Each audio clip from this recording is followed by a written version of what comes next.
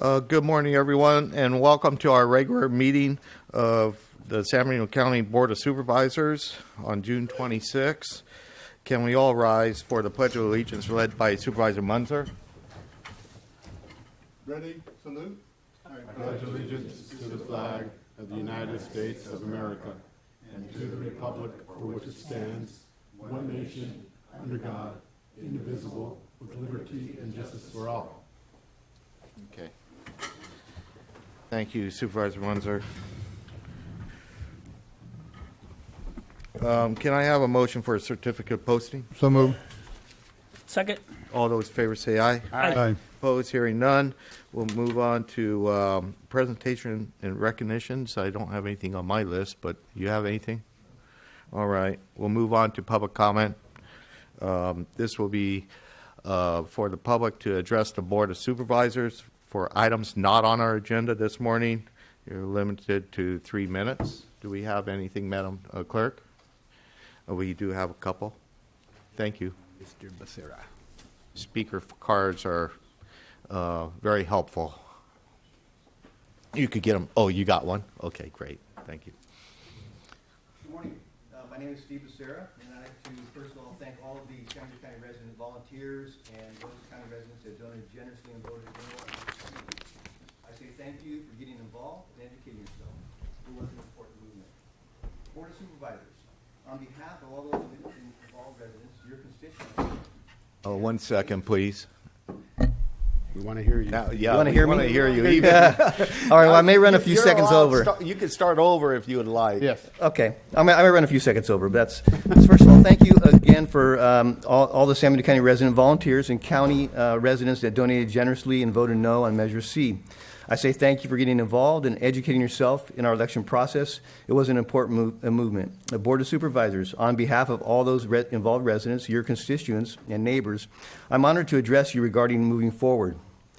Your commercial marijuana business tax passed, and even without the final count, you heard from a cast of characters demanding that you immediately open up our county to all facets of the commercial marijuana businesses described in the tax measure.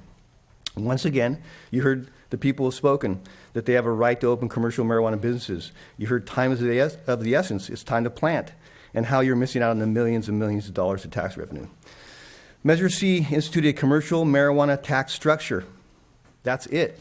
It was not a referendum that ensured anyone's right to engage in commercial marijuana businesses or gave you approval to open up commercial marijuana grows in San Bernardino County. It is your duty to explore, investigate, and discuss this topic with your constituents and other stakeholders and form a plan to proceed or not. Opposition to Measure C was primarily to bring awareness to those living in the unincorporated areas of the county, in your districts, that no commercial regulatory ordinance is in place prior to the vote. And of course, we all want the commercial marijuana industry to pay for the burden that it may bring to our county. With that in mind, No on Measure C movement was a success. Awareness, again, was the main goal of the movement. Over 42% of voters who participated in the election said no. And this is in stark contrast to all other commercial marijuana tax measures passed in California this June and last year, who saw passage by 80 to 90%. Why the huge difference? Because those other cities and counties had a regulatory ordinance in place, so voters knew exactly what the commercial marijuana business looked like in their county. Without an ordinance in place, San Bernardino County is now behind, and it's time for the discussion about whether to allow or not. And if yes, develop an ordinance so we all know what it looks like in our neighborhoods.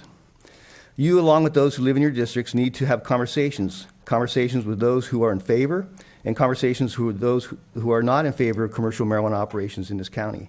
Many of the concerns are with allowing any commercial marijuana operations is having them anywhere near rural residential homes that could have a negative effect on property owners, quality of life, and not to mention property values.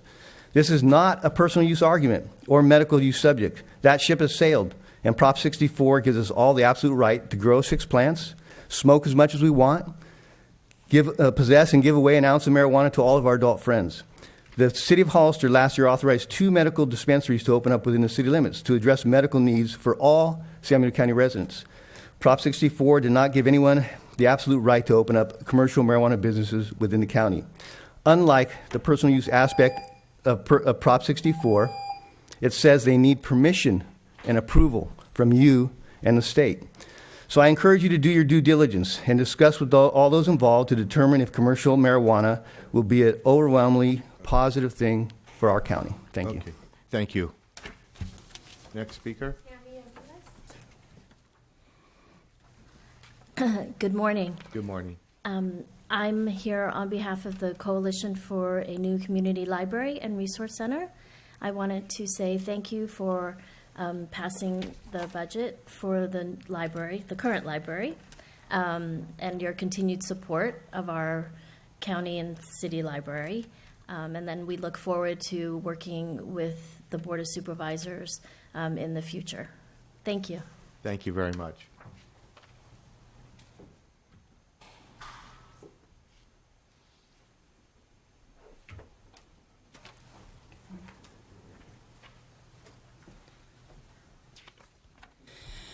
Good morning, Chairman and Board. My name is Elia Salinas. I'm a San Benito County resident, and I'm here to request that the Board direct staff to be placed on the agenda and as an action item to direct staff to move forward on an ordinance for the cannabis industry in San Benito County. I'm not going to go with the positive and the negative. I think that it's all been said. Everyone's come forward. We know where the public stands. We know where the voters stand. And I think that we should move forward. And I prefer that we move forward as soon as possible. And let's get going on this industry. Thank you. Thank you.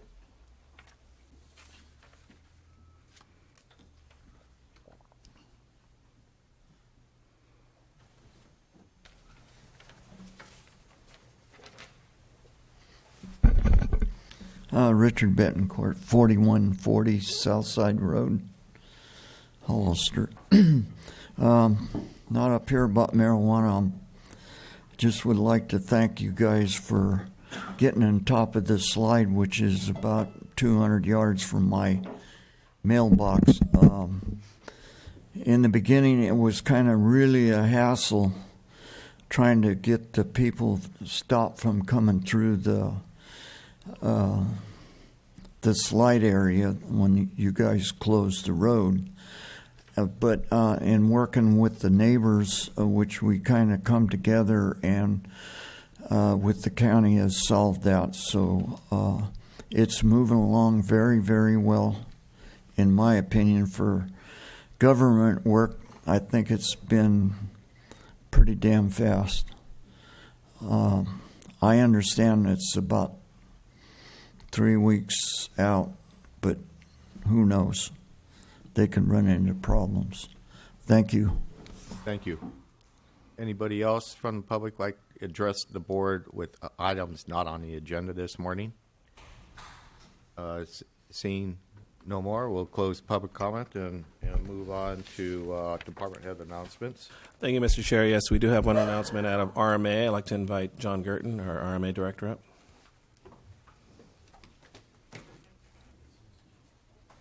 Good morning, Mr. Chair, Board of Supervisors. That was serendipitous. I appreciate Mr. Betancourt's comments because I'm here to give you an update on the slide. So last week we finished prep work, creating ramps, stuff like that. Yesterday we started the actual real work of hauling away some of the dirt, and if everything goes according to plan and with what we know now, the work should be done in the next 3 weeks and we should have the road open.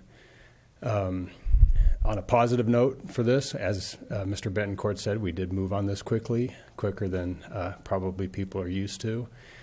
Part of that was because we've been working on new partnerships with the city and getting staff to work together, communicate better.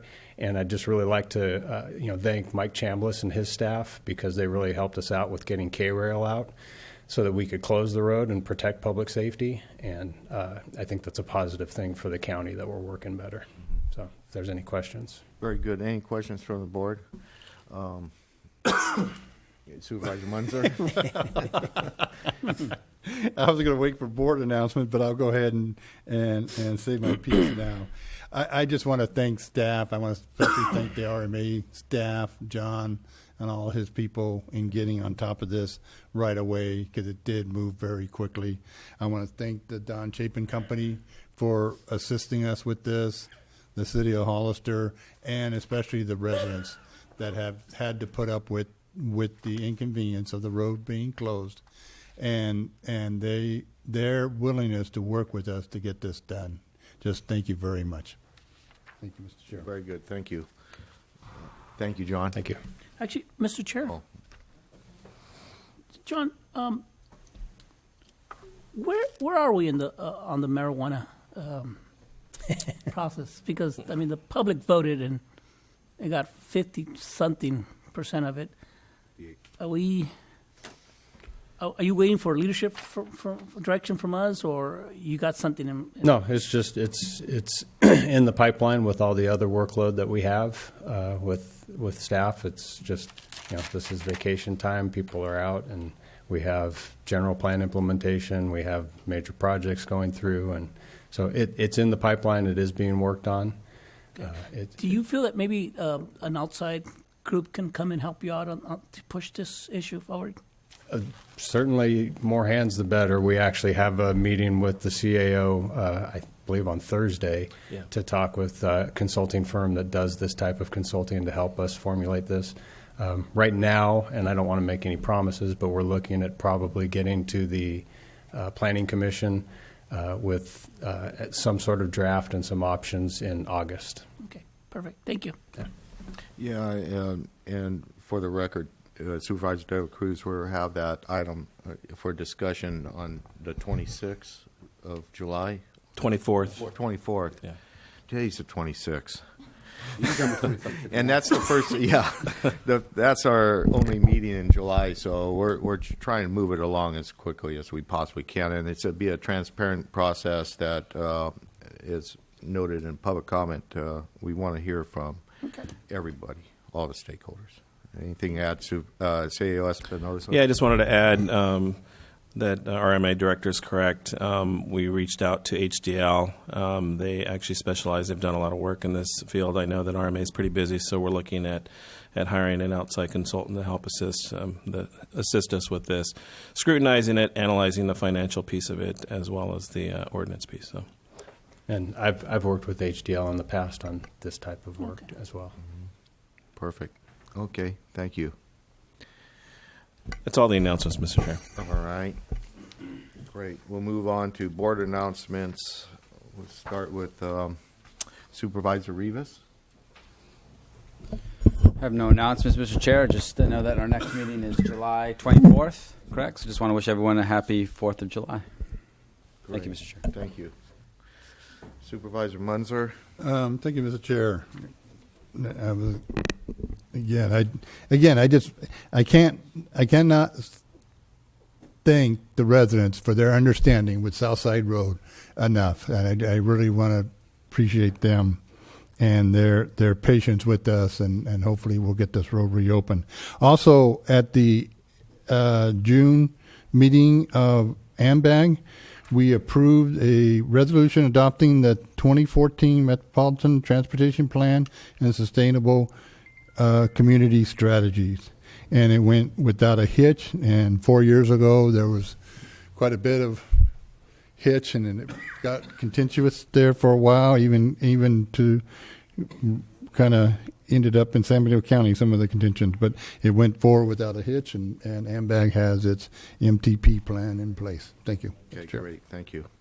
Supervisor De La Cruz. No, Mr. Chair, just a side note that for unforeseeable reasons, I might actually be missing the July 24th meeting. Okay. Just want to give you the heads up. Right. All right. Thank you. Supervisor Medina. Nothing at this time. Okay.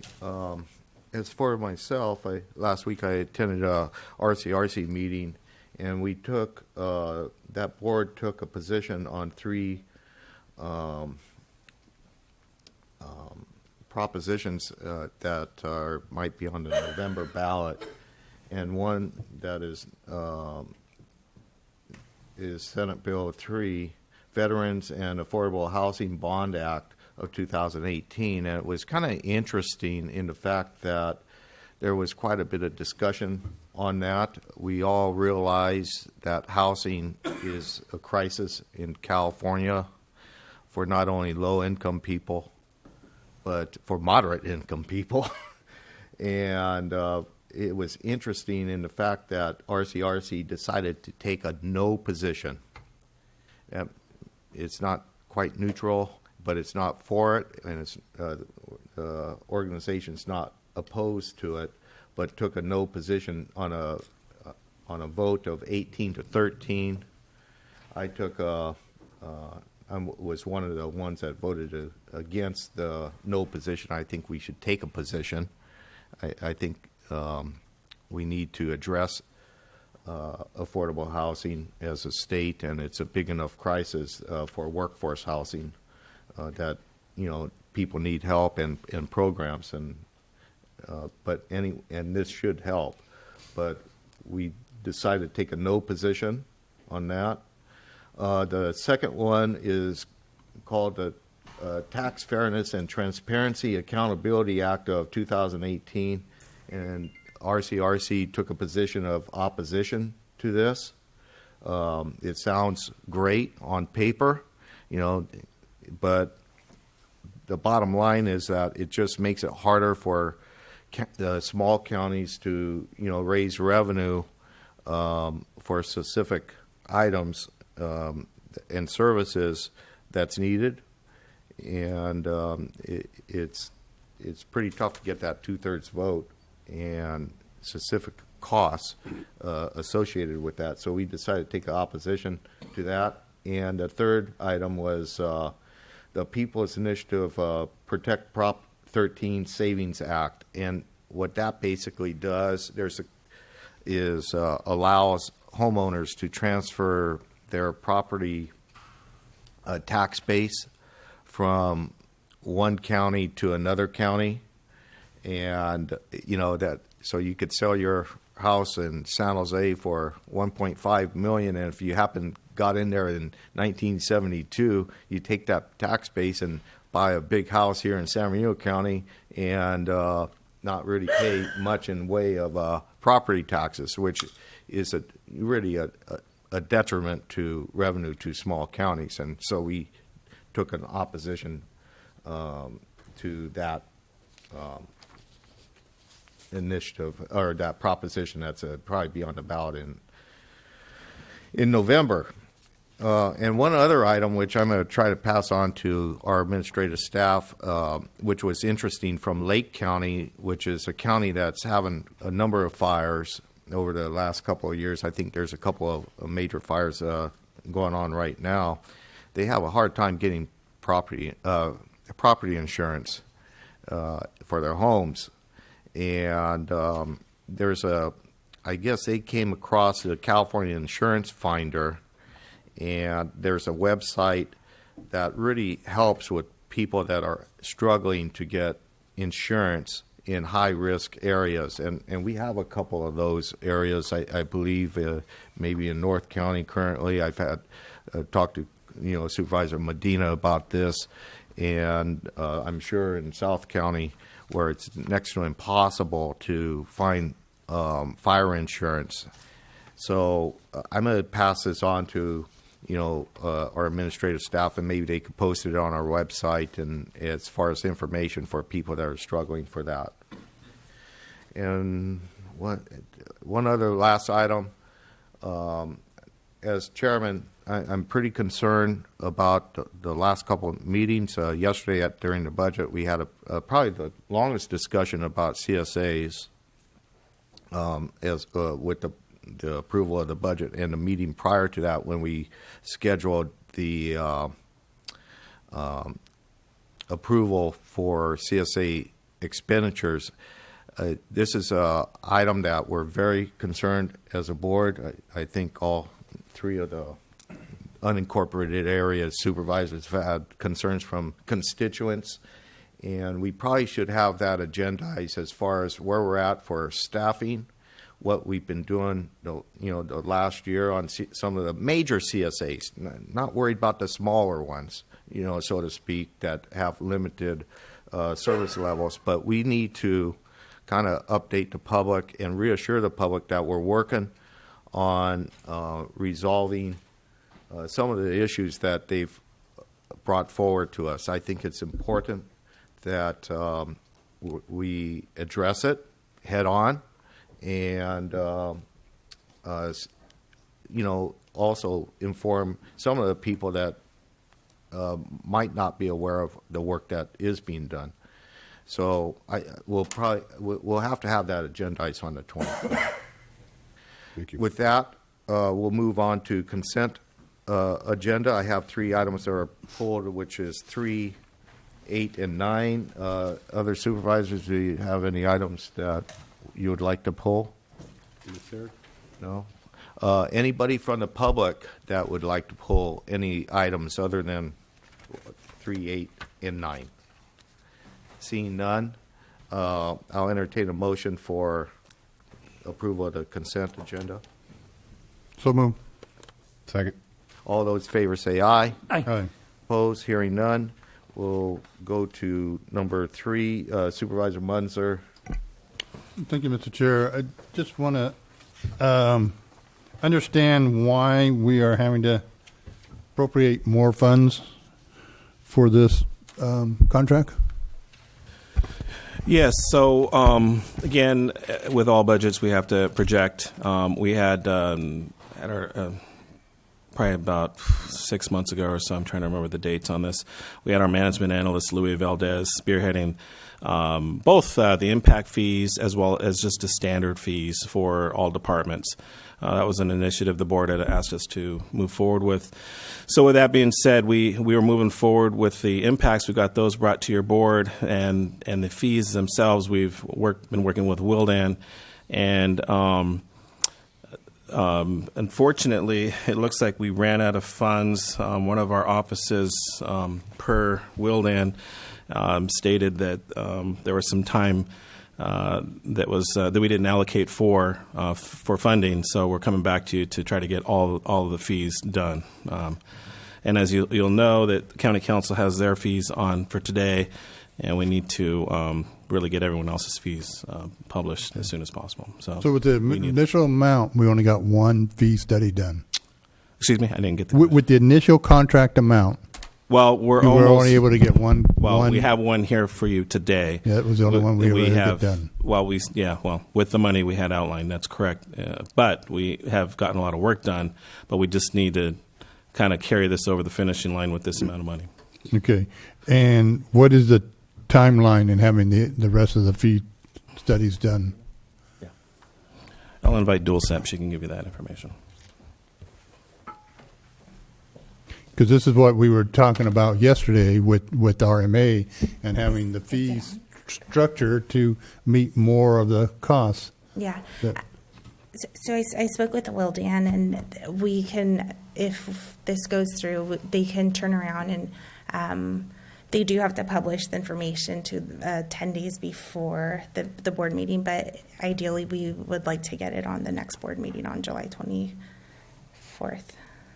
Okay. So the one fee that we're supposed to hear today, that could actually wait to the meeting in July then, huh? Is there any reason it could not wait? Well, I think technically you probably can open the hearing and then continue the item. Okay. That's what I would recommend. Okay. All right. Thank you. Thank you, Mr. Chair. Okay, thank you. Any other comments or questions from the board? Any comments or questions from the public? Seeing none, I'll bring it back. Make a motion per staff recommendation. Second. All those in favor say aye. Aye. Aye. Opposed? Hearing none. We'll move on to item 8. Okay. Supervisor Munzer. Yeah, again, thank you, Mr. Chair. I don't understand what is the point of this resolution. I don't believe we've ever had to pass a resolution for school districts to pass bonds. I just want to make sure that we're not stepping into something that it ends up on our CAFR, like verse 5, that we're always all of a sudden responsible for any school bonds on our financial statements, or we end up becoming responsible by this action. I'm confused by this action. I can clarify.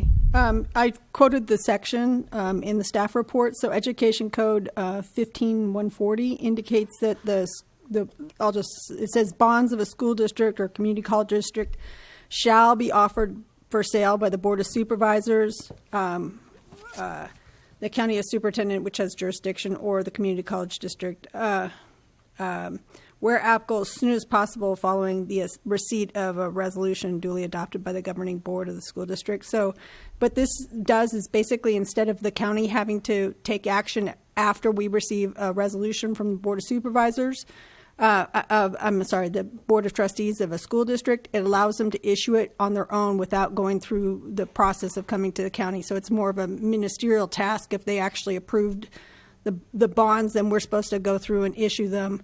That doesn't really answer the CAFR issue that you have, but this is more of a ministerial thing to give them all the responsibility for issuing their bonds on their own. Supervisor Munzer, excuse me, Joe Paul Gonzalez, County Auditor. I just want to bring up that the Gavilan College District is a separate jurisdiction, does not fall under the purview of the county. What you're referring to are component units that, really, they're really county units that have been separated from the county for, whatever reason.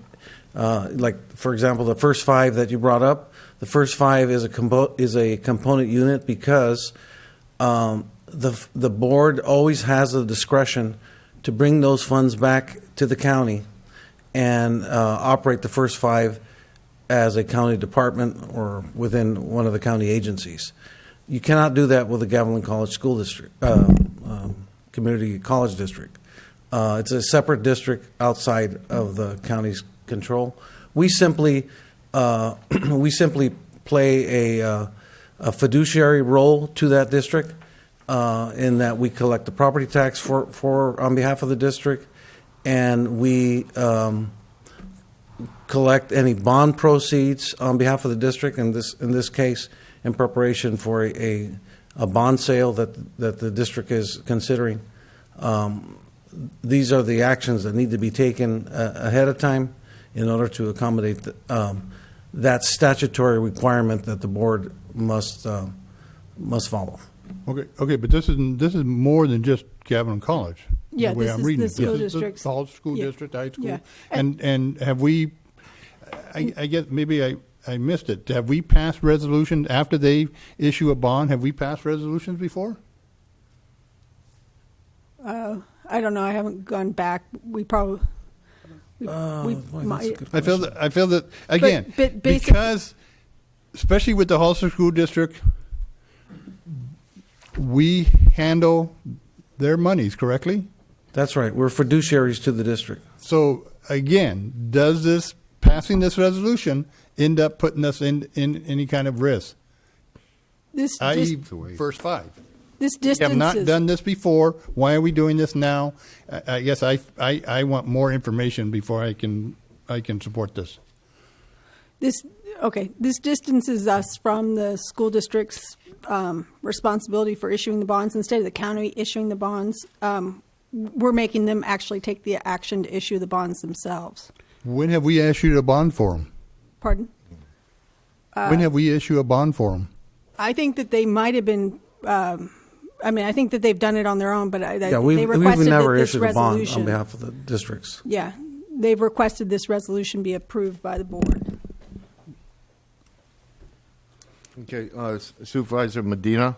I read this pretty couple times actually, and I think what we're trying to do is distancing ourselves from any type of liability or any type of administrative actions.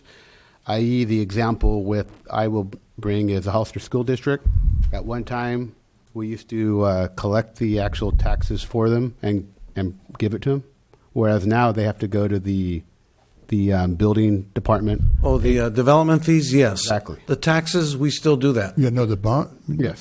Well, hold on. What we're trying to do is we're trying to distance ourselves so this doesn't happen in the future. Something like that. That's how I'm reading into it. That's why I agree with something like this. I think that's the purpose of that of this resolution. We've learned from our past. That's what I'm trying to say. Supervisor Munzer. But Joe Paul, a school bond is attached to the property tax, correct? Collected through the property tax. A school bond is is kind of below the line of a property tax. It's not part of our AB8. It is it's basically an assessment. But we're collecting the money on behalf of We- whatever school district. We're That's still right. collecting the money. That's We're right. handling the money. That's right. And we do that.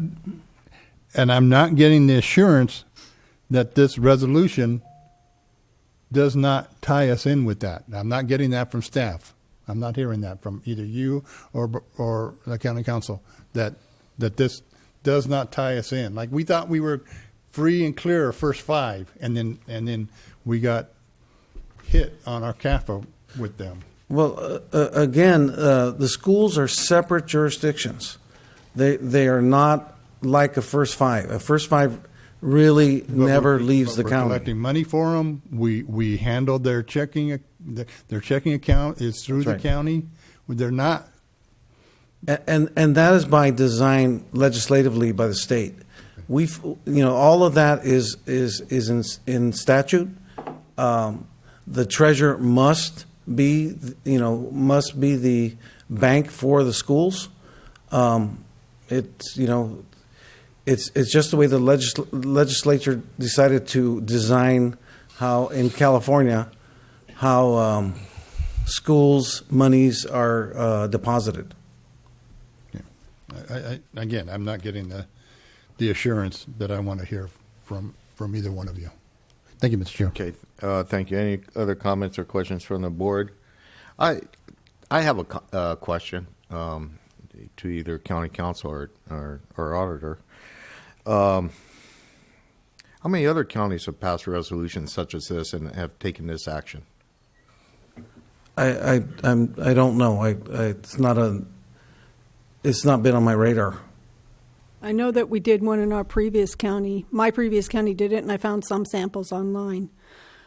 So I know that it is done in other counties, because when we were preparing this resolution, that we did check online to find other samples. I viewed this as a request, like a kind of that they were covering their bases to make sure that this resolution was on file, that they have it so that they can proceed with their bond if they want to go with a bond later this year. And it's just allowing them to act in their own capacity of the governing board to issue the bonds. It removes it from our staff work, so that they have to take on those duties. So in the basically, future. this resolution was requested by the Hollister School District or Galvin School District? This one's the Hollister one. This is the Hollister School District? Yeah. Okay.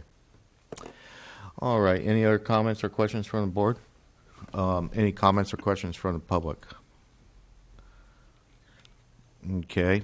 I'll close the public comment and bring it back to the board. Move approval of consent item number 8, Mr. Chair. Second. All those in favor say aye. Aye. Oppose? No. No. 3-2 vote passes. And we'll move on to item 9. Okay, again, this is another. I read this and tell me if I'm wrong, but I read this that if we approve this resolution, we are giving up all authority on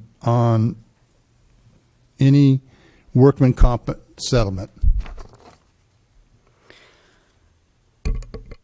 It is delegating authority to various people within the county to act on behalf of the board, including the risk manager, to resolve workers' comp cases. And those matters could still be scheduled for the board if there's if the risk manager wants to bring that to the board's consideration on a specific case-by-case basis. Okay, because I know there was talk about raising the amount that we would allow the risk manager and the company to handle. I do not remember any talk of giving up all authority, and that's what I have issue with. Thank you, Mr. Chair. Thank you. Supervisor Medina? So this is the same as the resolution 2013-71, with the exception of changing the 25%. Is that what I'm reading? It increases the percent, and it does go all the way up to 100% stipulations. Okay, And, any other? and the reason, if you want to say that, the reason that in many cases, if an employee is, disabled and they have a certain percentage rating, in some cases, the county, if the doctor's evidence indicates that they are rated a certain percentage, the county has sometimes limited discretion about when to contest those disability ratings. So this was allowing the risk manager to work with Trindle to resolve those matters. Okay, Supervisor De La Cruz? Yes, Barbara, isn't there more than just a few occasions? In fact, maybe about 70% of the time, our hands are tied, really, and we're more of a rubber stamp to say, yeah, we got to approve it.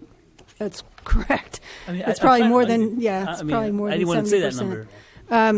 The time to, when we really, if there's an issue with workers' comp that they're concerned that it's a fraud, we'll engage in investigation. But a lot of times the board's hands are tied when there's a medical examination indicating a percentage of disability that that you need to have a good basis to contest that. If it's like determined by a doctor that an employee is disabled at a certain percentage, then the workers' comp case should be resolved without trial. Okay. Supervisor Munzer, and I'll come back to you. I guess my question is, and again, if I missed it in reading through this, I apologize, but I did not see where any of this has to come back before us. So a very large settlement can happen. We will not even be notified of it, and then we hear about it through the grapevine. And again, I'm just not comfortable with the way the resolution's written. I don't think that was the intent in any of our discussion to give over 100% of the authority to somebody else. Supervisor Medina? When I'm reading this, upon approval by the Trindle Director of Workers' Compensation and the Trindle Executive Director, then it goes to the second one, upon approval by the County Risk Manager. So at all time, there are people from San Benito County involved in this discussion. The Risk Manager along with Trindle, is that safe to assume? It says Trindle, Workers' Comp, and the Trindle Executive Director with stipulations less than 25%. And then it goes to the Risk Manager. Yes. Anything over 25%. Yeah, up to 50%. And then it's the CAO, County Council, the Risk Manager, and all above 50%. And at that point in time, we can have closed sessions and speak on behalf and give you direction. Is that correct?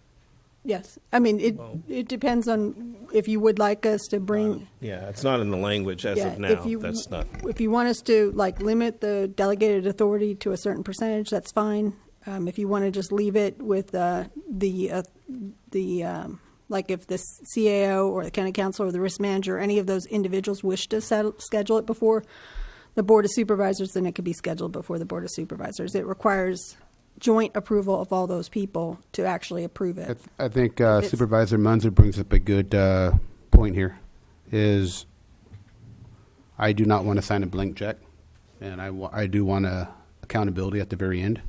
So I think personally with my opinion is to change the wording where the Board of Supervisors are involved in it at a certain level. Okay, Supervisor Munzer. Yeah, and I concur with Supervisor Medina. I have no problem with the first two steps because we did talk about increasing the amount. It was that third step where we were left out of the loop on that third step is that have issue. So if the wording can be changed to where we're still included in that third step, then I would be fine with it. And if it needs to be brought back to us at a later date, that's fine. Should we just eliminate the third step or change the percentage to a different percentage?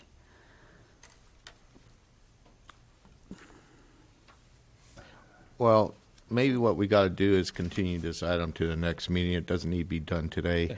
I concur with the two supervisors that I think, the smaller amounts, it's one thing, but on these larger amounts, I think the board needs to have, some the knowledge of what's going on.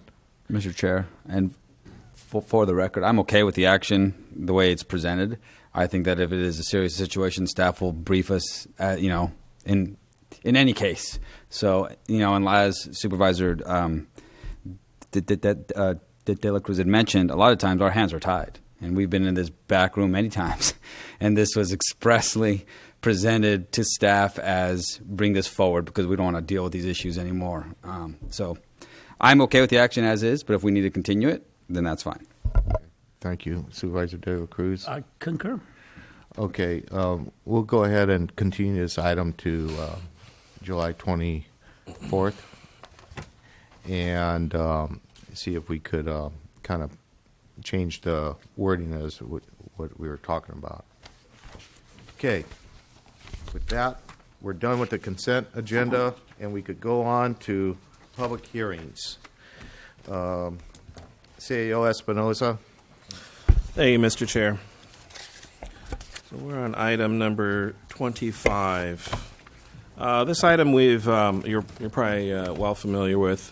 We've been missioned by your board some time back to look at our air conditioning systems, our heating systems, and looking at being more efficient with our old infrastructure as well as solar for the county's use.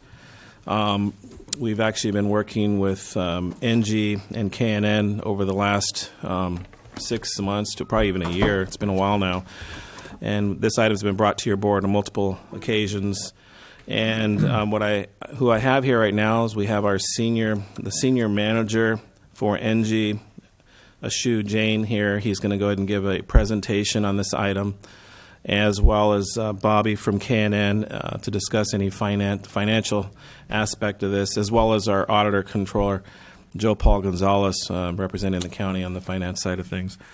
So with that being said, I'd like to go ahead and hand this off to Ashu. He can go ahead and get started. Ashu? Thank you, Mr. Espinoza. Good morning, Mr. Chair, members of the board and staff, Ashu Jain, ENGIE Services. Thank you for giving me an opportunity to talk about this project. It's good to be back in front of your board. As Mr. Espinoza mentioned, we've been in front of this board. This is our 5th occasion, I think, on this project, or maybe the 4th. I'm a little confused. But back in April of last year, your board authorized a program development agreement, your board approved it, which authorized ENGIE to develop the project. And we've been working diligently with staff over the last 1 year to finalize all the details on the project. In January of this year, we did a study session for the board. Essentially, the project is exactly as it was at that time on a technical basis, including the price is exactly the same that we submitted actually to the staff late last year. We've maintained the same price. So considering that your board has reviewed this project before, I'm going to run through the technical scope fairly quickly, and then we'll be happy to take on any questions. I just wanted to mention one thing. When we came back in front of your board in January of this year, our name was Terra Energy Services, and we were still owned by this company called ENGIE. But when a few years ago, we were owned by Chevron for 15 years, and then Chevron decided to get out of all their non-core businesses, and we were sold. And ENGIE, a company out of Europe, bought us, and it took us a long time to finally change our name. So it's just a name change. We have the same offices, same people. Nothing else has changed. So since we've been talking to the county, we've always been part of ENGIE. ENGIE is the largest utility in Europe, the largest electricity producer in the world, and a very financially very stable company. In some respects, much bigger than Chevron, actually. So let me. I just wanted to mention a couple of things. We have a tremendous amount of experience that we have with county projects. We have the most experience of any energy company in the county, California counties. On May 22nd, we got approval by Kings County for a solar and battery storage project, $12 million, completely sole source. On June 12th of 2 weeks ago, we were approved by County of Tulare for a $28 million project, again completely sole source, and similar energy project. So we do a tremendous amount of work for counties. As you can see, we do multiple phases, which implies that we do good work and we get invited back. So I'm going to go through the scope of work here. As I mentioned, you have reviewed the scope before. So it includes, and I'm going through it fairly quickly. Please interrupt me if you have any questions.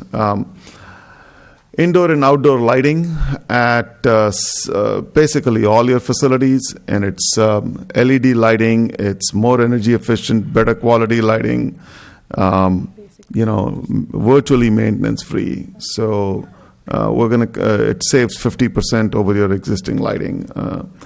So we got indoor outdoor lighting. We are retrofitting all your streetlights to LED, so makes it more safer. It's brighter lights and long lasting.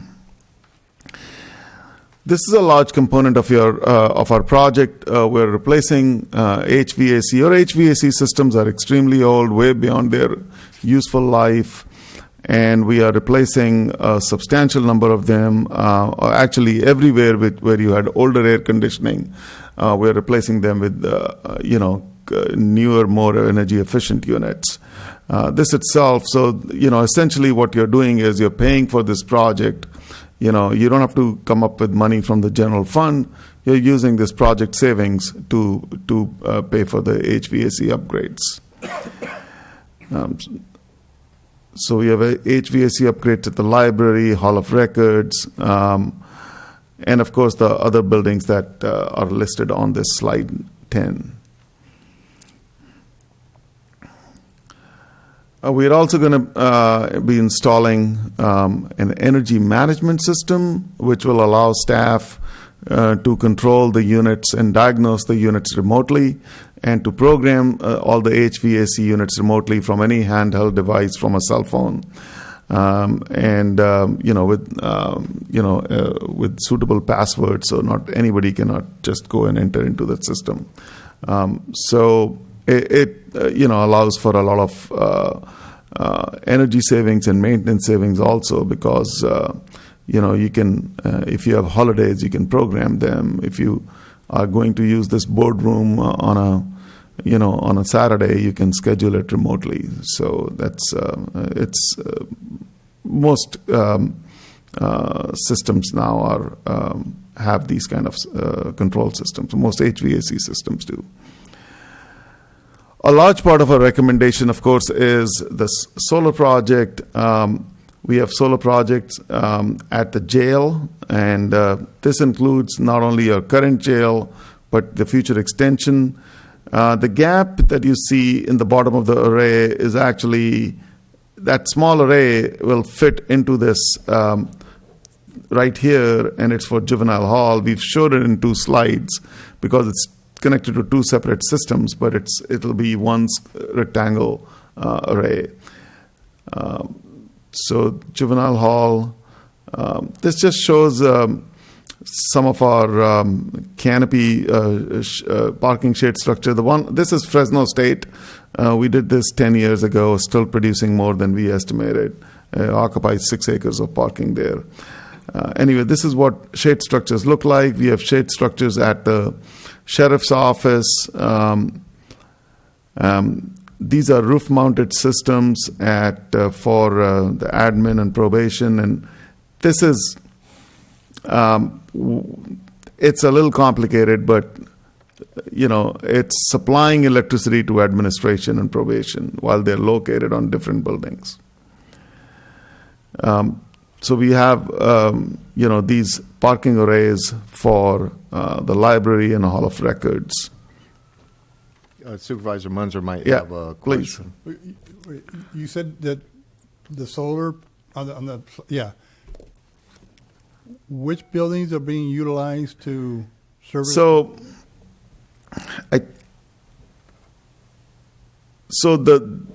because the way the meters are and the capacity of the buildings, we had to figure out, exactly where the solar project. Let me rephrase my question. Yeah. So we are planning to do kind of a master plan of this block. You're not utilizing any buildings that may go away. No, we worked with staff and we were aware of that. That's my Yeah. okay. Okay. Thank you. As long as you're aware of that, right? then that's we worked with staff on that. All right. And RMA staff too. HHS, Health and Human Services Building, and Behavioral Health Services Building, we have roof-mounted systems as well as parking canopy systems, and a small parking canopy at the county yard. We have an electric car charging station at I think this is somewhere here. I'm looking at our project manager, Isabel, who I forgot to introduce. Okay, it's right in the back. Okay, so we have an electric car charging station there. For the, your RMA staff wanted us to look at, there are on the south side of the building, it gets really hot, so we have window films and also an awning to reduce the amount of sun that's coming into through those windows. So that's the scope of work. I would be happy to answer any questions if there are any about the technical scope. Otherwise, I'll move into the financial analysis.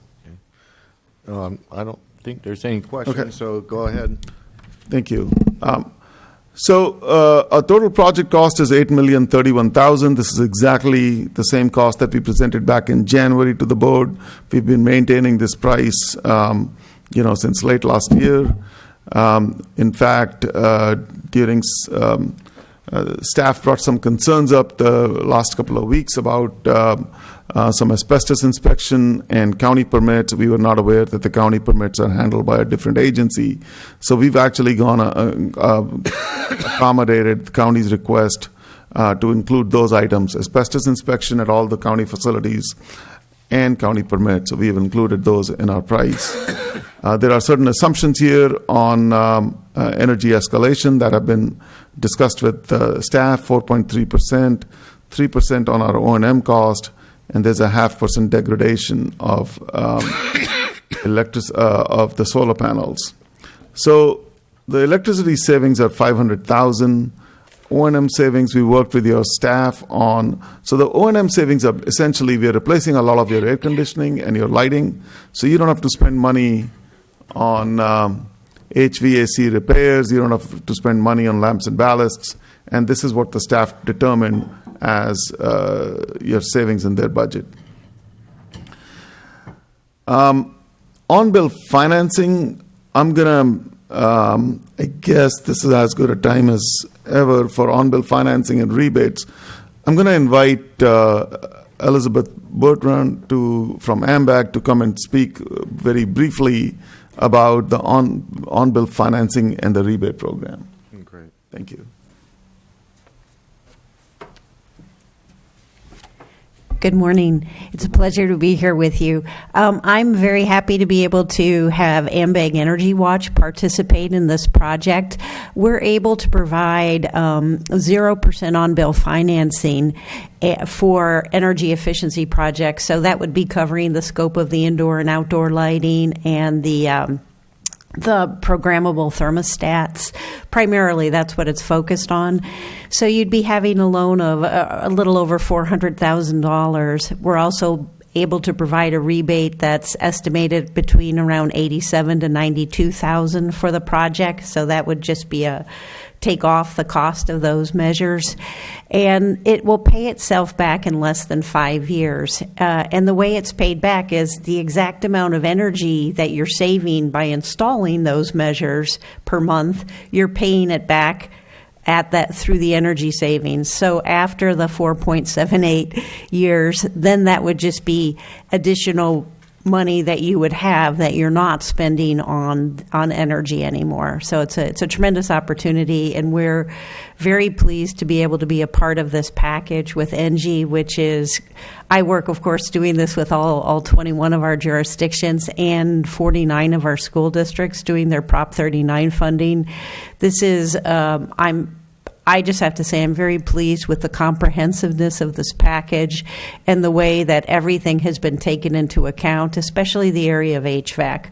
A lot of times we'll leave it out, and it's usually the area that is most desperately need to be addressed, and this package is so comprehensive. I'm very pleased to be associated with this package. Thank you. Great, I appreciate that. Supervisor Munzer might have a question. Heather, before you sit down. And again, I apologize for having to leave for a second. So maybe you said that at the beginning of your presentation. But is there any school district, especially the rural school district, that you have not worked with that is in the county? I think you've worked with all of them. No, we're working with all of them here. Yeah. And I did. At AMBAG, we get a report from Heather. Basically, once a month or once every couple of months, and San Benito County has always mentioned that she has been working with our school districts and the city of Hollister, and I believe the city of San Juan. Yes. Yep. So she has worked with all the agencies here. Okay, that's and good I just to hear. really appreciate the work she's done for us here. Thank you. Thank you. Thank you, Elizabeth. I'm sorry. Yeah, I'm going to run through this. And so,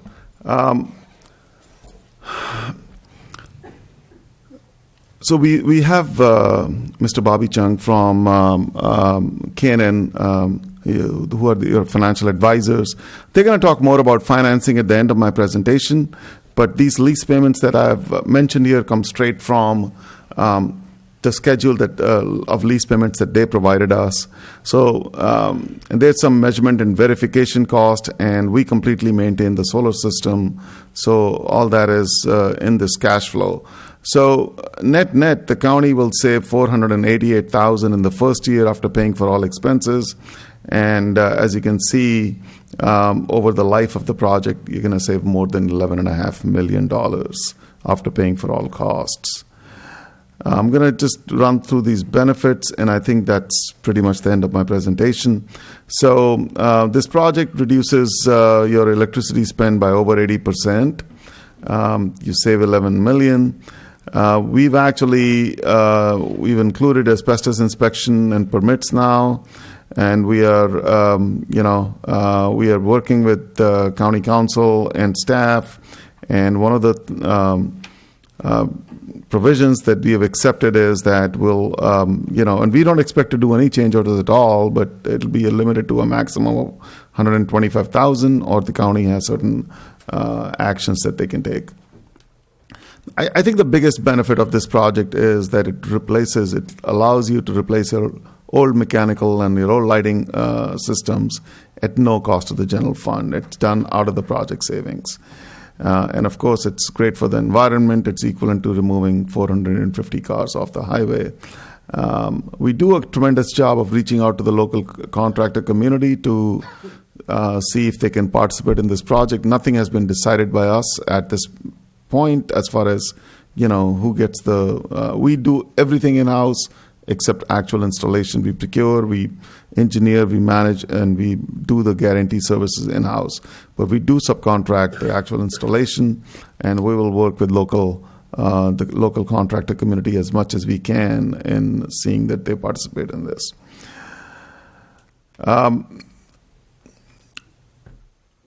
This slide is just, hopefully this is just a sort of a study session today. Hopefully we'll be back in front of your board on July 24th. And if your board decides to approve this agreement, then it'll take us a year to implement the project after that. At this point, I'm going to ask Bobby to come and talk about the financing. Do you have a presentation? Yeah. You do? Okay. I'll be happy to take questions at this time or at the end of that presentation. Okay. Thank you. Thank you, sir.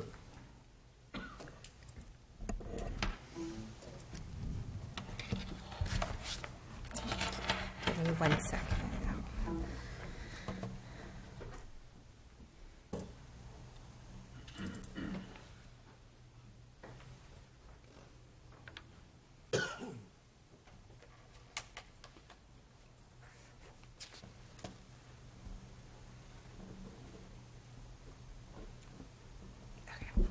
Presentation.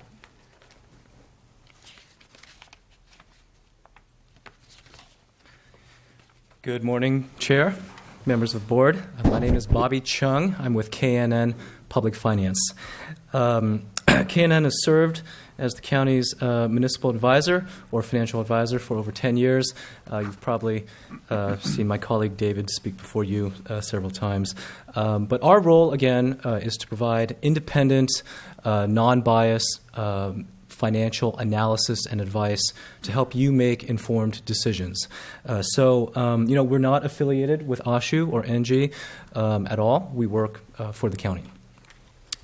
We have worked with your staff over the course of the last 6 months to a year to look at the economics of this project and to evaluate some of the financing options to try and secure the most efficient, lowest overall cost of funds for you in order to maximize savings for the general fund. The second page just summarizes a little bit of the work that we've done leading up to this point in time. Early on, we looked at the economic feasibility. We worked with your staff to look at some sensitivity analysis to see, what if the cost of energy does not increase quite as fast as we are projecting, to help ensure that there still will be savings if that were to be the case. We looked at a couple of different financing options. There are basically two ways to incur the financing. What we call a direct purchase, where we basically do an RFP process. We solicit responses from direct lenders. That process is a little bit more streamlined, and we usually go through that process for transactions under $10 million and less than 20 years. It just is more efficient, is lower costs. You don't have to pay for a credit rating or prepare a full offering prospectus. And on the other side is a full-blown public sale of bonds. Oftentimes you see a full credit rating, a full preliminary official statement, but that usually is reserved for longer-term deals like 25, 30 years and larger transactions in general. So based upon our initial research, we recommend moving forward with a direct purchase financing for this project. And a couple of the very key points I want your board to please keep in mind for this financing. The goal is, and this came from direction from your staff, is to really not encumber any other county assets for this financing, right? So when you do a lease financing, you have to basically select a asset to serve as the leased asset for the deal. And this transaction is being done by using just the equipment that's being installed as the leased asset. So that's very beneficial for the county. We're looking at a financing term of 20 years. That helps to ensure that there's savings in each year, starting from year one. We're looking to structure a slightly ascending payment structure to help mirror the estimated growth in savings over time as the projected cost of energy increases over the next 5, 10, 20 years. You should be saving more money by having this system in place, generating your own energy. And finally, just a function of the lease structure, the lease payments will be subject to your board's annual appropriation process each year. Mr. Chair? Yes, CAO?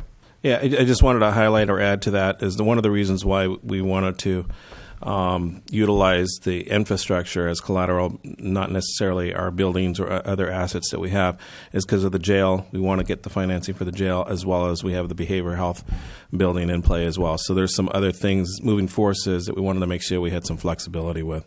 So that's the reason why. Okay, thanks. On the next slide, we've summarized the bank RFP process that we've conducted over the course of the last month, I would say. The county procured a placement agent to help go through this process. You hired Raymond James. The RFP was sent out to 27 direct purchase financing providers, and the county received 7 responses from this list of firms here, starting with Bank of America. And no, that is not a typo. That is how this arm of Bank of America spells bank. But basically, the response from Bank of America satisfied all the county's requirements. So they're taking the equipment as the leased facility. They could do a 20-year financing, and they've locked a rate of 3.76% for the full 20-year term, and that rate lock extends all the way out to August 28th. That was the lowest rate that we received through the RFP process, and given that feedback, we were currently working with Bank of America and their legal team and your county staff and county council to negotiate all of the various terms and conditions associated with that transaction. Nothing's been finalized yet. All of the financing documents will come before your board during the July meeting for you to review. So we're still in the negotiation process at this point. This next slide, slide 5, this is the same table that Ashu just showed you, but the numbers are a little bit smaller. We were the ones who generated the financing lease payments. As Ashu summarized, over the life of the useful life of the equipment over 30 years, you're estimated to save about $11.5 million. On the finance side, we like to look at present value. So that $11 million present value to today's dollars is still about $5 million. Net savings, present value in today's dollars. So that's pretty good. And finally, in terms of next steps, last Thursday, we had our first big document call to go over terms and conditions with the bank. Your board is considering, is receiving a summary of the project and financing today. And we'll spend basically the next 2 to 3 weeks finishing up the negotiations with the bank. And again, this will come back before your board on the July 24th meeting for review and for approval. And we are estimating to close the financing shortly thereafter, kind of well in advance of that expiration of the B of A interest rate lock. So at this point, I'll stop and see if there are any questions. Is there any questions from the board? Seeing none, I appreciate the information. That's good. Thank you.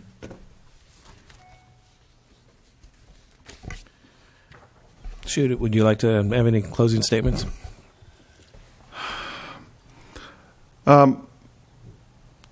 No, I think it's it's a project that we've been talking to the staff since actually December of 2016, and it's a very attractive project financially. Takes care of a lot of your infrastructure needs. So we hope to bring it back in front of your board on July 24th, and hopefully, if you approve the project, we'll start building it. Okay, great. Questions, Supervisor? Just one quick question. You said we started the process in September of 2016? We met staff in December of 2016 about this project. So this has been going on for a long time. It's nothing that we haven't, we've done a lot of research. We've done a lot of talking about it. It's nothing that we're just jumping into. Correct. We were in front of your board in February of last year also for this. Kind of what I want to do is open it up to the public hearing for a public comment, and I'll bring it back to the board. So at this time, I'll open the public hearing. Would anybody from the public would like to comment on this project? Seeing none, I'll close the public hearing and bring it back to the board. And I think Supervisor Medina alluded that we've been going through this for quite some time. This is a significant project for our county. This is something that I have advocated personally for a long time as far as energy efficiencies. It's a save us, bottom line, it save us a lot of money. yesterday during the budget hearings, it gets pretty annoying even in this building, probably for the public and for us up here. The HVAC system, it's ridiculously bad. And it needs to be replaced. I know other county buildings suffer the same problems. And, you know, I was hoping that we were to go forward with this and sign a contract and I wanted the work be done on the timeline that was specified in our presentation, the first presentation that Ashu made. But I guess we'll have to hold off till next month. But I absolutely require that we get this thing done. And it's a lot of money to our county. We can't keep adding costs. You know, I'm somewhat concerned about requiring an asbestos survey. We're adding, you know, solar panels to a parking lot and stuff like that. If we increase the cost to our contractor, it will diminish our savings to the county and to us. You know, let's not do stuff that we don't need to do. I'm encouraged by AMBAG's participation in this. We have a company that is doing work for other counties. I feel very, very comfortable with that. And we got to look at their experiences and move forward. And we're going to receive savings on the first year. You know, we have to have it. We struggled with our budget this last year, and things aren't going to get easier. So that's my 2 cents. If we can't do this today, I certainly expect it to be done on the 24th and done where we're building something. That's my comment. Supervisor Munzer. Thank you, Mr. Chair. You have presented the county with a contract? Yes, sir. And this is a contract that you have presented to many other counties? Yes, we start with the same contract with every county, and it gets negotiated by the county. Okay. And why can we not approve this today, Mr. Chair? Oh, I don't know. I'll have to defer that to somebody else. Because I'm ready to make a motion to accept the contract and go forward. I'm not quite sure why we're having to wait for another meeting. Because we've, as Supervisor Medina pointed out, this thing has been going on for a year and a half.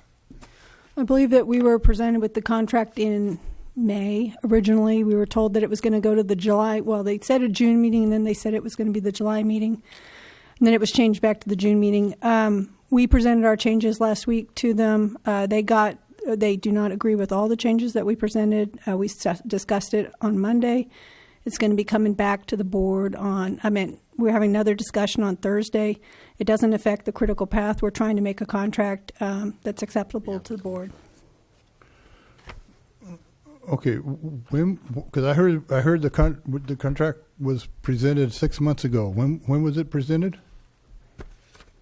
The contract was, sorry. Go ahead. It might have been presented to other. The contract was presented in January of this year. January. Yes, sir. Okay, so the county has had the contract for 6 months, and we have not. Yes, sir. But and that is correct. Okay. Okay. County was waiting for financing. Like also. I said, I'm ready to make the motion to approve the contract, Mr. Chair. One of the things I probably need to caution is that we don't have the contract listed in our agenda item. So we can't do anything today. We can't do anything with that. Can we, in vain of what you were saying, can we make a motion that the contract will be before us on the meeting of the 24th, ready to be approved? I think you could do that. Okay, so move. I'll second it, but with the opportunity for further discussion by my fellow board members.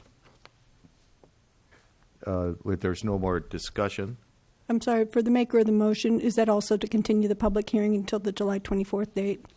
Yes. Okay. Question. Yeah. So by the July 24th meeting, Barbara, there'll be a contract on the transmittal, correct? That's correct. And the reason there's not one today is because there's still issues to be settled. Yes, there is. So will those issues be settled before the next meeting? Yes, we will reach an agreement. And if we have any dispute on the contract, we'll try to get a couple board members involved. Okay. Mr. Chair, and just in light of Supervisor Dela Cruz's concern, we're on the clock for the rate that we're going to be charged for the loan, correct? You have until August 22nd for that. Yeah, I mean, trust me, that's not a lot of time for this county. We're on the clock. You know, we'll blink and that date will come and go, and we'll lose those rates. So that's why my motion is that this contract is before us on the July 24th. I might have to hobble in here to make sure that gets passed, but I will hobble in here if I have to.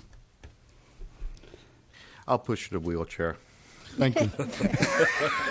I'll push it.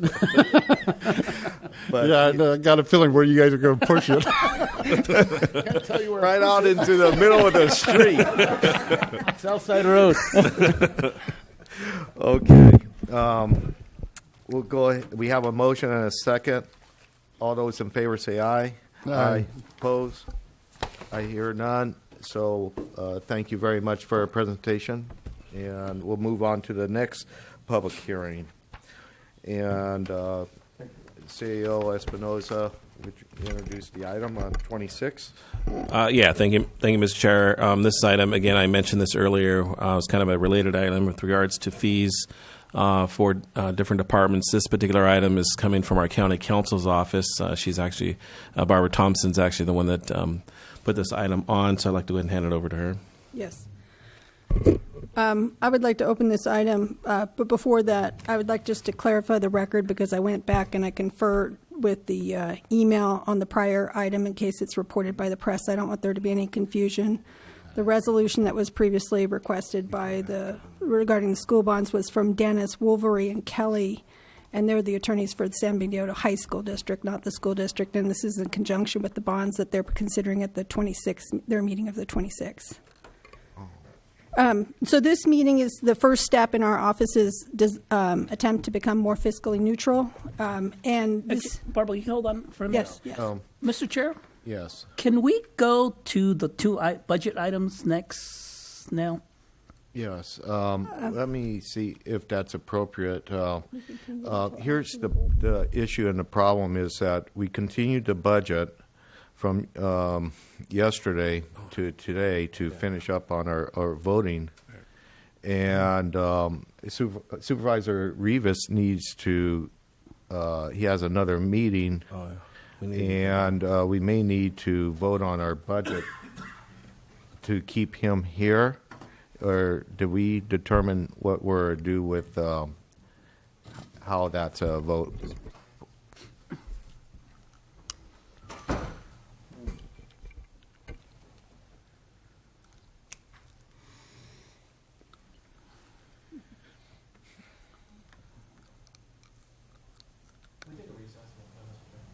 Okay, we'll take a 5-minute. Well, do we need a 5-minute recess? Yeah, they need to organize the Yeah, well, transmittal. let's give you 5 minutes here.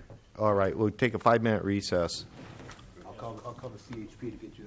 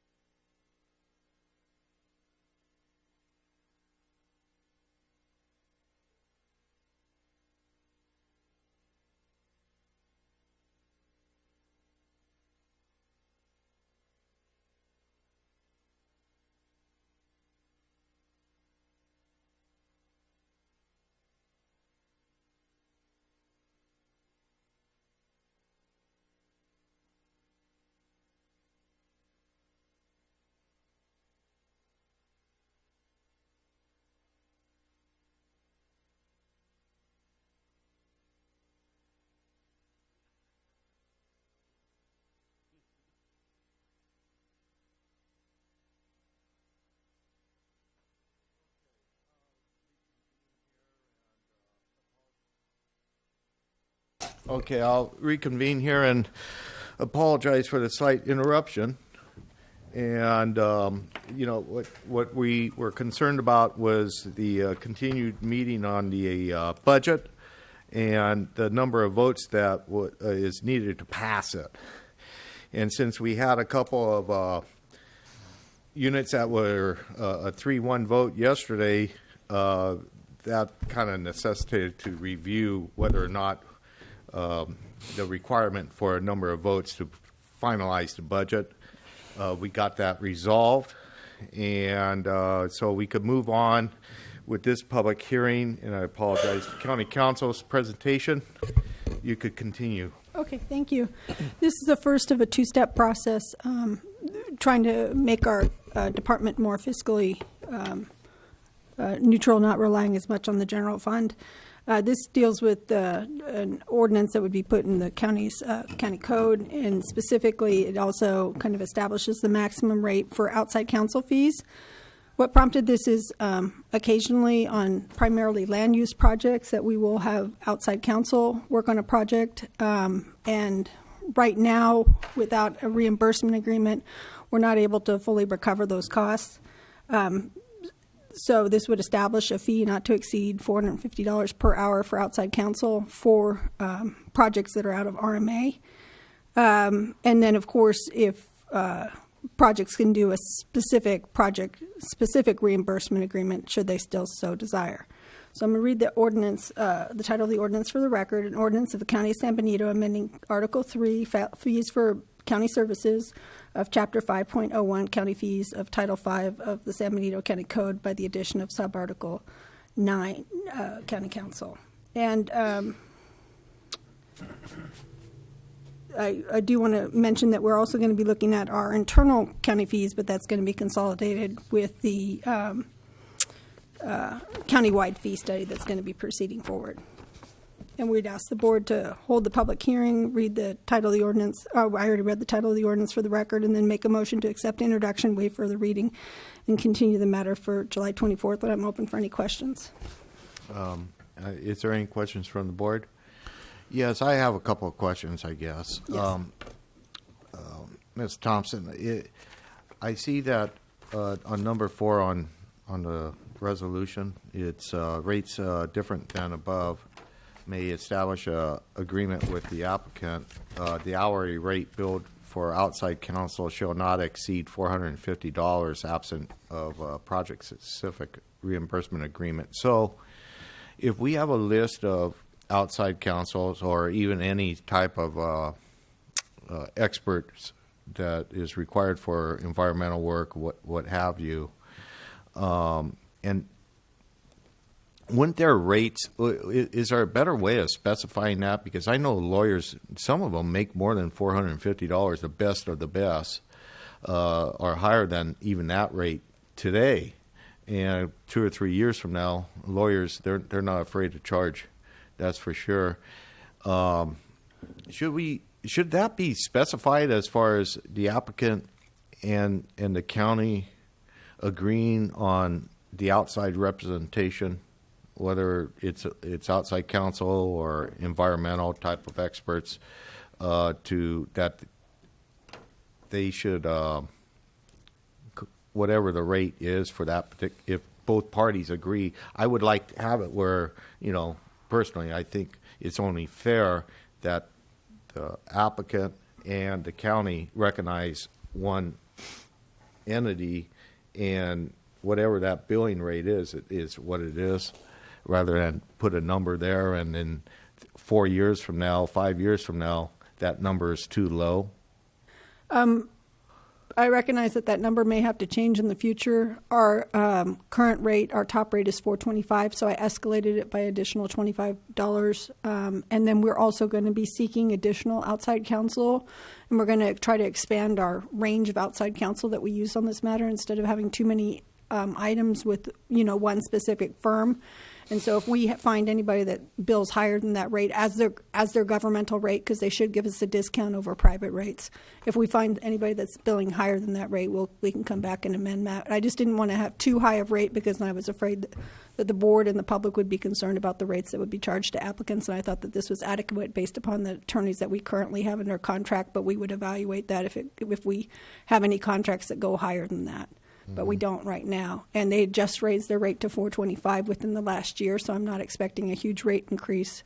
In the near future, their previous rate, I think, was like $3.95. So they just raised it to $4.25 within the last 6 months. Mm-hmm. Okay. And then the other question I have, because this is one of the things that, project applicants complain about, is we hired high price outside counsel to work on a project, and then our counsel reviews all the work and charges it again, and we're double charging.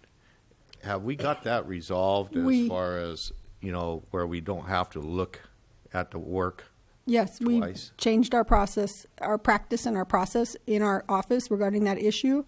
I want to find the outside counsel that we can use as deputy county counsels, and that we're not independently reviewing the work that's done by outside counsel, that we're counting on those individuals to provide the specific legal advice related to those development projects.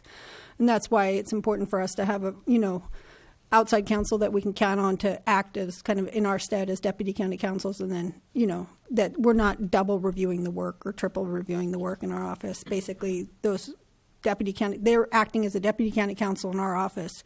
And if they have a specific issue, they would report to me, but we're not having another person review their work, like reviewing their resolutions, reviewing their EIRs, et cetera. They're going to have to be up to that standard to do that work, independently. Yeah, okay. Because, that's not really fair. Yeah. And it's a way of us expanding the scope of our office as well, to allow work that we can put to outside counsel, and that way we can focus on the matters that we can't send to outside counsel. Okay. Any other comments from the board? Not. I'll go ahead, open up the public hearing. Any comments from the public on this item? Seeing none, I'll bring it back and close the public hearing and bring it back to the board for further discussion or motion. Supervisor Munzer? So, Ray, our former management analyst was instructed to study all of our fees. This item was part of that study. Ray, was this item part of that study? The request. I don't know. Do you want to answer that? Do you have that information? We want to go up there and speak. Yeah, maybe if you could come to the podium, please. I think that their draft only had internal fees, not any external fees. They didn't solicit any of the external fees. Yeah. So I don't have the contract with me right now, but I believe it was. I can get back to you on that, though. I'm pretty sure it was on the scope. Okay, so then that begs the question: how did this item use up the contract amount if it was not even part of the contract? I don't believe it was part of the contract. We can bring that back. I believe that they just were reviewing internal county costs. They didn't review any of the external legal fees. Who is they? The contract people that had the user fees. I think it's Wildan. Wildan's a company. So I think what has happened is we had staff, and again, staff is not here to really get the definitive answer, but I can attest that I know his mission was to address all fees in the county for every department. I can assure you that. Now, I think there was some discrepancy in county counsel's office. I think she was concerned about the outside fees, and I think at that point she did coordinate and call Wildan and address that. But at that point, my understanding is that's what happened. that there was some communications between County Council and Wildan concerning that particular issue or County Council's fees in one way or another. So the contract we have with the consultant is only for internal fees? So it would not address the issue I brought up yesterday with the RMA and making sure we are covering all of our fees with planning and building? No, it's all fees. It's all fees. It is all fees. It should be all fees. Now, again, we haven't got the draft yet. I haven't reviewed it yet, so I think that there's still work to be done. I did meet I met with the RMA about a month ago with the RMA staff, and we went over the fees and talked about hours each staff is allocated per task. So I did get that information too. In light of this study? No, as part of this study. Yeah, okay, thank you. As part of the fee, as part of fees for the county, not in particular to county councils. Not this particular, not this particular item, but just in general. In general, okay. So that is being looked at. That is correct. Okay, thank you. And so we had allocated funds on a projection to get all the fees handled within the county. But I think that there was a discrepancy in county council's office, and so there was some communication. And unfortunately, we ran out of funds, and the reason why we heard the item this morning to add additional funds to get all the fees done in every department. And that didn't have anything to do with necessarily with this. We were looking at our internal fees. We originally had wanted to bring forth an internal fee to the board, and we were looking at the calculations to bring forth an internal fee and separating our internal fee out from the master study so we could bring it forth sooner. That had nothing to do with this. I think part of the reason is this is an entirely new fee. We've never had a fee such as this before. This is a new fee. We've had our outside counsel only handled 3 reimbursement agreements before. So when the original Wildan study was started, there was no external counsel fee that was charged to any applicants. It was only done for the large development projects. So this is a new fee, basically. Okay. All right. Any other comments from the board? I already did the public comment hearing part of it, so what's the wishes here?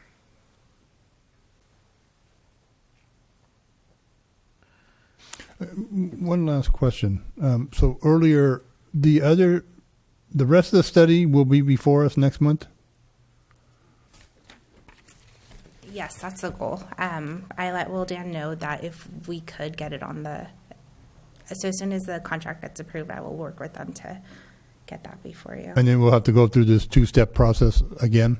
Because in addition, we'd have to meet with department heads to agree, to make sure they agree to their recommendations as far as setting whatever they recommend as far as the fees. I think it can be a 1-step process. So we're not going to be at a public hearing stage for the rest of the fees next month. This is again, just for clarity, there's a draft, and we need to coordinate with all the department heads to confirm the fees are accurate. If there's any edits or changes that need to occur, that needs to happen. We have basically 1 month to get that done. Work with Wildan, make sure everything is final, and then bring it back. We have to post it within 10 days of public hearing. And I believe it's a 1-step process for that, so that it would be heard. But again, 24th is still, there's a lot of work that goes in, that has to go into this in the middle to get it on the 24th. I just want to make sure the board is clear with that. And how did this particular item get out ahead of all the rest of them? Because ours wasn't included in the master fee study.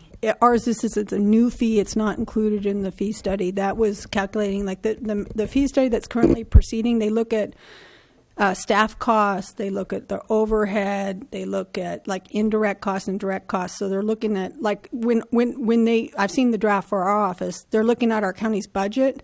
And they're determining an hourly rate for county staff, county attorneys. So it's an internal fee, and this is a separate external fee, so it wasn't wrapped up into Did this board approve this study? There's no study. This doesn't have a study. This is just me drafting this ordinance. There's no study because it's actual cost. There's no indirect cost that's associated with it. How did you determine the actual cost without a study? Based upon the cost of the contract with each individual attorney. And it's similar to what Monterey does for their larger development projects. It's actual cost. So we're not like building in an overhead rate. I'm not charging like our staff on top of their staff or any indirect costs. It's an actual cost contract. So there's no like elaborate study like we normally need to do for fee studies to cover indirect costs, cost of electricity, cost of janitor, cost of secretaries, cost of copiers, all that stuff. This is just an hourly rate contract. I mean, it's covering hourly rate of outside counsel. And this is similar to what Monterey, I looked at Monterey County's ordinance, and they charge on their larger projects costs. And this is for land use, so this is for RMA. And has RMA agreed to all this? This is for our office. I understand that, yeah. but it's for RMA projects. This is for RMA projects, but this is to cover the costs of attorneys that our office contracts with and the board contracts with to cover land use projects. Okay. And this negates. So when you do the internal study, as the chair asked, are those going to be added to the project, to the applicants? We are not having deputy county counsels redo the work of outside counsel. That was a policy change that we made approximately a year ago. Okay, so there'll be no internal fees associated with when these fees kick in. There'll be no internal fees kicking in. I don't want to say never, but we avoid it because, like, say, if somebody's in, I mean, it's really at the board's discretion. But if I have outside counsel and I have to work on something too, I think it's fair to charge the applicant both. But I am not reading the entire, I'm not redrafting resolutions. I'm not reading the whole EIR. But if there's a project that requires, outside counsel and our office, I think it's fair to charge them both of those. If the board wants to make a policy that we only charge outside counsel and that we write off those internal costs, that's fine too. But we are not doing the internal work that we had done previously. We're not duplicating. We're not reviewing outside counsel. We're relying on them to act as deputy county counsels. Supervisor Medina. I just want to be clear on one thing. I believe we're all after the same common goal. When we're looking at this, we're saying any monies that the county spends, we want to recover that 100%. So when you're outsourcing something, it's a little bit easier to look at that because it's roughly $450 an hour. But when we're talking about Mr. Gerton's office, it's a study because you're taking wages, salaries, copiers, gas, everything.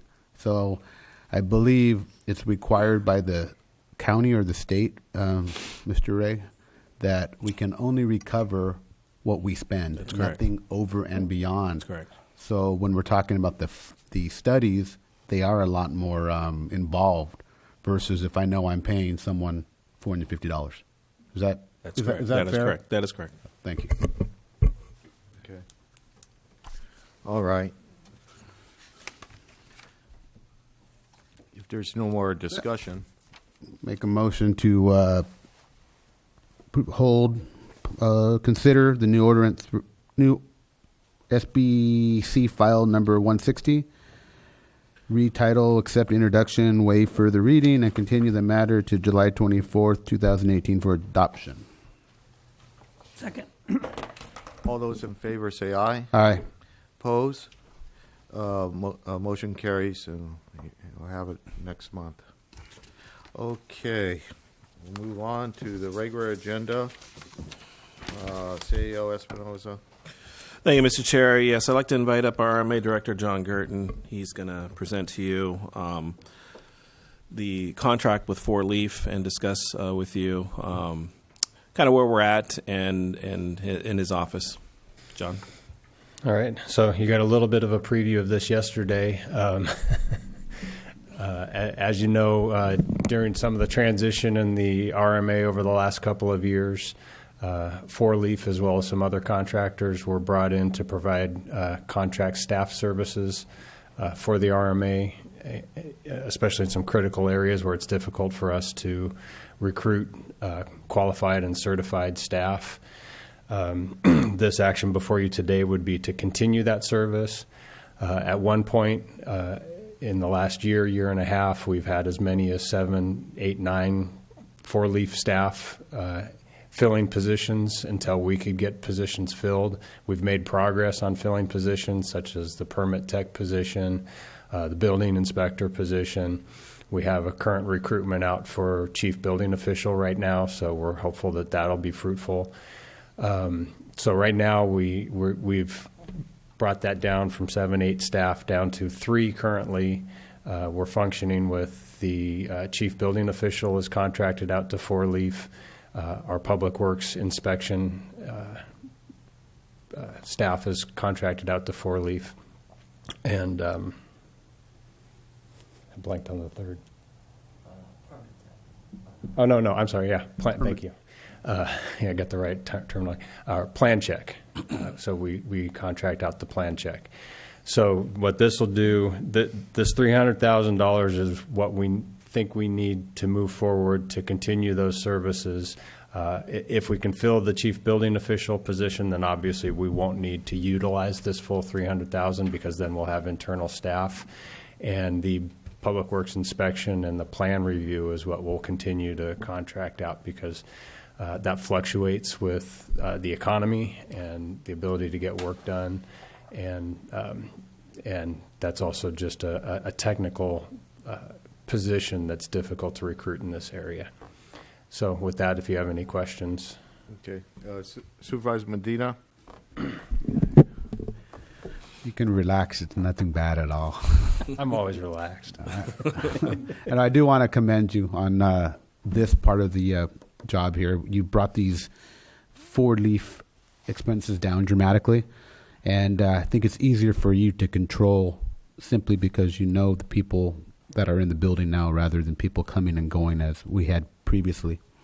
The second thing I'm looking at is when we're talking about the invoices being approved, we just so everyone else knows, we spoke in length about the process, and I feel comfortable with the process of the invoices being approved by you and Scott. That helps out a lot. I do not want to see something in the rears as it was before you got here or right when you got here. Okay. So when I'm looking at the expenses being approved by 4-leaf, it would be these temp employees along with all the plans, going in and out. So just want to commend you on a job well done on that part of the organization, one of your 7 to 10 hats you wear. Appreciate it. Okay, thank you. Any other comments or questions from the board? Yeah, I gotta say, you kind of stepped into a organization that needed a lot of holes to be filled, and you're making progress, and that doesn't happen overnight. And there's still a lot more work to do, and it makes sense to me that a portion of this is contracted out where you have the ability to eliminate help and bring help in. I do that in my own business, so that's just how you have to operate. But and that's but at the same note, we have to have people that establishes that continuity, that are familiar with our county and so forth. And so you're making big strides in that, and we'll try to continue to support you doing that. Any other comments? Any comments from the public? Seeing none, I'll bring it back to the board. Move for staff recommendation. Second. All those in favor say aye. Aye. Aye. Opposed? Hearing none. Move on to the next item. It's still Mr. Gerton's item. You might as well keep talking. Every Tuesday. So really quickly before we move on, I do want to point out that the 4-leaf and some of the other contractors that we work with, it's been a really positive example of public-private partnership in helping to provide the services. And I want to thank Ray and the CAO's office because they're really the ones who spearheaded this and got this set up for our department so that we can be successful with that. So the next item is a contract for Benchmark Resource Services. They provide our inspection services of all of the mines and quarries for us. The reason this is on the regular agenda for you is we had some difficulty getting signatures on the reimbursement agreement before we posted the agenda. And so now we have the signatures for that for you, for everybody to review. And so with that, if you have any questions. Okay. Any questions from the board? Supervisor Munzer? It's a kind of a rhetorical question. So even before I sat in this position, so long before you were here, John, I understand that the county used to do the inspections of the surface mines in-house, but state regulations have made it much more difficult to do those, and that is why we have to hire someone to do it for us. Is that correct? Right. We don't have the technical expertise in-house. Yes. Okay. Thank you. Thank you, Mr. Chair. Thanks. All right. Anybody from the public want to comment on this? Seeing none, bring it back to the board for action. Move first staff recommendation. Second. All those in favor say aye. Aye. Opposed? Hearing none. I guess we'll go on to closed session. County Council.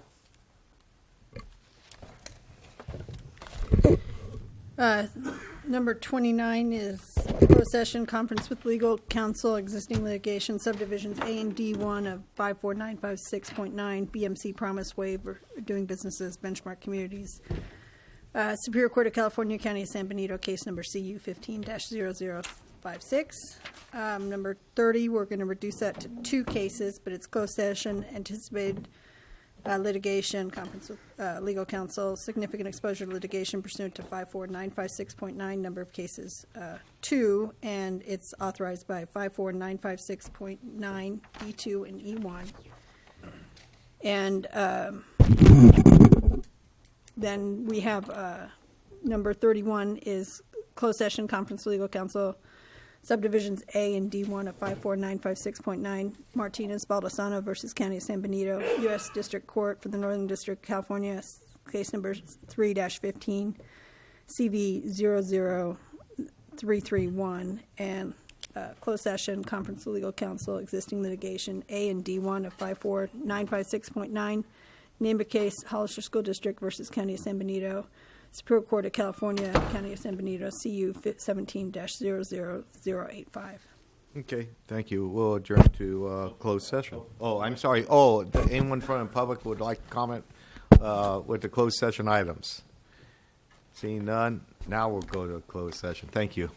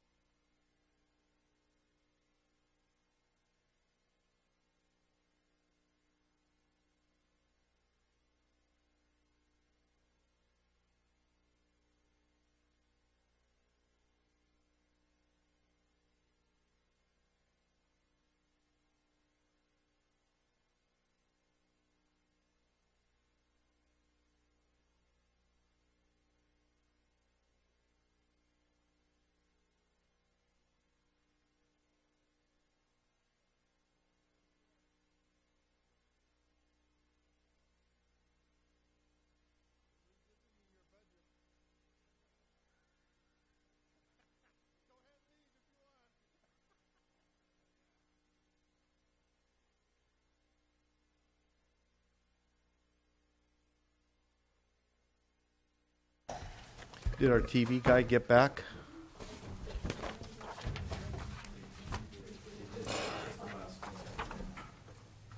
All right, good. All right, County Council, would you like to report out from closed session? No reportable action. Okay, good. I'll entertain a motion for adjournment of our regular meeting. So moved. Second. All those in favor say aye. Aye. Opposed, hearing none. Now we'll open our budget hearings from yesterday, and that's all I have to say. We open up the next meeting, yesterday's special meeting of the budget. And in front of us, we have resolution number 2018-35. CEO Espinoza, would you like to kind of go over where we're at? Yeah. Thank you, Mr. Chair. So for the most part, your board has passed all the items. There was 2 items, the County Council's office as well as the CSAs that we had a 3-1 vote on. We're going to go ahead and just keep those, and we're going to continue to move forward with the resolution, the schedules, authorized positions, fixed assets, ask you to adopt the resolution, and then we're completed with the actual budget hearings, special board meetings. So I'd like to turn it over to Melinda just to kind of go through these briefly with you and finalize the budget. Great. Okay, so we just wanted to, we're back to the resolution, adoption of the recommended budget, the resolution, and we wanted the motion to include any changes made during the budget hearings. I don't believe there were any, but just in case for that clarification. The recommended budget includes schedules 1 through 15, the authorized position schedule, and also the fixed assets schedule. Okay. Any questions? Any questions from the board? So we'll go ahead and have the adoption of the resolution 2018-35 with schedules 1 through 15, authorized positions and fixed assets. Can I have a motion? So moved, Mr. Chairman. Second. All those in favor say aye. Aye. Opposed? Hearing none. Passes 4-0. For those keeping score at home. That's it. Can I have any final thoughts? One final thought. Supervisor I just want to thank Melinda. I know as you depart into your new job come January 1st of 2019, I appreciate the last 2 years that I've worked with you on doing the budgets. You know, this is my second budget, but I appreciate the due diligence and the ability to call you at any hour of the night, and you're able to navigate me through some of these issues. So I just want to thank you very much for all your service you did in the budget position. Yeah. CEO Espinoza. Yeah, and I just wanted to highlight, this is the first year I've gone through the budget process where the board has not made a change during the budget process. So we've actually, other than the 2 no votes, but there was no change with regards to the actual budget. So I think that's a first for us, and more or less we got it done within about 2.5 hours. So that's a huge accomplishment, a lot more streamlined, and I think all the hard work in advance, the 6 months of hard work in administration, the departments, as well as the board as well, being involved with the process and the public, I think has gone a long ways, and that's the reason why. Thank you, Mr. Chair. Okay, thank you. And you did a great job presenting, Melinda, throughout yesterday's hearings, and I'm happy I don't have to call you up in the middle of the night with questions. I don't have to worry about it as much as maybe other supervisors do. But thank you very much, and we'll be adjourned till July 24th. Wow. Thank you. All right. Thank you. So moved, Mr. Chair.